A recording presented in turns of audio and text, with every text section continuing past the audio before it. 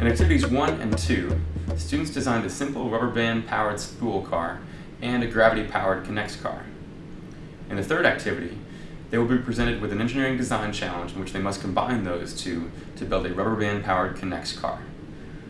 The instructor has the opportunity to define this challenge in one of two ways. The challenge can either be make the car that can go the furthest, a maximum distance car, or make the car that goes the fastest, this would be the maximum speed car. If you use speed, you'll find that the students have to perform a calculation in order to determine which car is going the fastest, which could take a little bit longer, but also allows them to learn a little bit more of the math behind how to make cars move. In this activity, students will have the opportunity to add rubber band power to their Connects cars from Activity 2. Instructions on how to do this can be found in the youth handout. While these instructions are specifically for the prototype model, the same procedure can be used to add rubber band power to custom Connects models. The most important feature of a rubber band powered car is that the tan clips that hold the wheel in place have their pins pointed inward into the tire. This attaches the tire to the axle and, if done correctly for both tires, will allow both tires and the axle to turn in unison, as opposed to turning independently. This allows us to power the car by spinning the axle.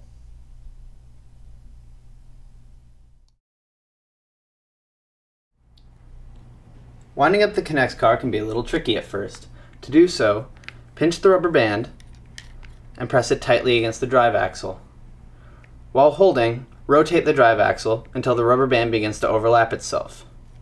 At this point, you can let go of the rubber band and continue winding using the tires. The rubber band will continue to wrap around the axle. When it's fully wound, you can set the car down and let go. In this activity, there are 3 exercises that you can have the students perform.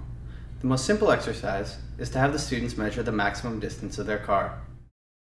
Similar to Activity 1, mark a starting line, and then have the students use tape measure to measure how far their car travels.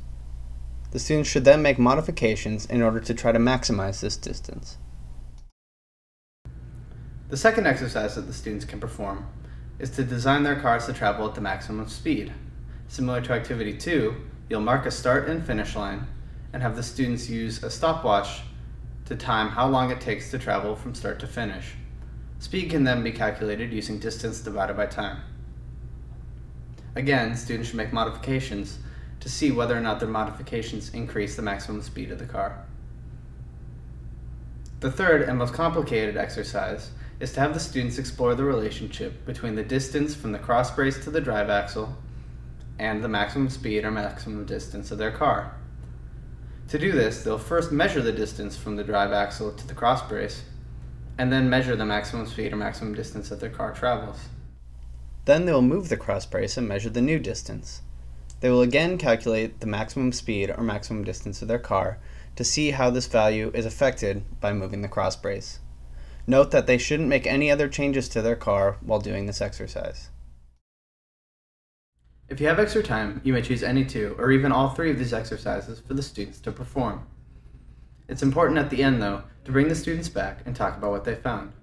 For example, which features made the cars move fastest or furthest? Did moving the cross brace improve the maximum speed or maximum distance that the car traveled? Like engineers, the students should always be thinking about ways that their designs can be improved.